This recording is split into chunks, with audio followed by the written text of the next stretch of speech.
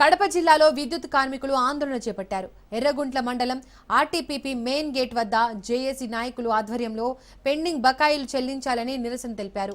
విద్యుత్ సంస్థల్లో పనిచేస్తున్న ఉద్యోగులు కార్మికుల న్యాయమైన కోరికలు తీరే వరకు పోరాటం ఆగదని జేఏసీ స్పష్టం చేశారు. యాజమాన్యం మొండి వైఖరిని విడిచి కార్మిక సమస్యల పరిష్కారానికి డిమాండ్ చేశారు. గత 2 ఏళ్లుగా నిలిచిన బకాయిలతో పాటు వేతనాలు పెంచాలని కోరారు. విజయవాడలో జరిగిన చర్చలు సఫలం కావడంతో రేపటి నుండి నిరవధిక సమ్మె చేయనున్నట్లు విద్యుత్ ఉద్యోగుల జేఏసీ నాయకులు తెలిపారు.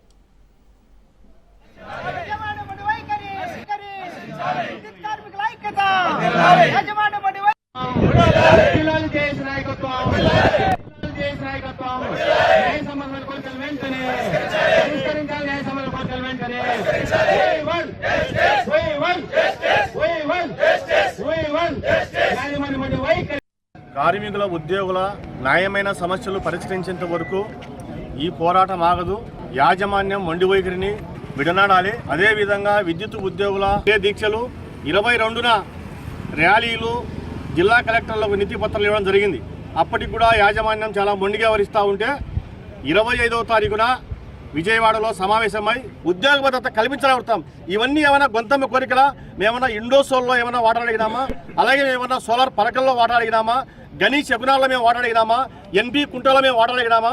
తలారి చెరువులో వాటాడిగినామా? మేమేమన్నా కోల్లో వాళ్ళకు రేపు 10వ తారీఖు సమ్మె తప్పదు. విద్యుత్ ఉద్యోగుల కార్మికుల సమస్యలను యాజమాన్యం తక్షణమే స్పందించి ప్రభుత్వం కూడా జోక్యం చేసుకొని పరిష్కరించకపోతే రేపటి నుండి 20 సమ్మెలోకి వెళ్తా ఉన్నాం. ఏదైతే మా యొక్క డిమాండ్స్ పరిష్కారాని కోసం నోటీసు యాజమాన్యాలకు అందజేయడం జరిగింది.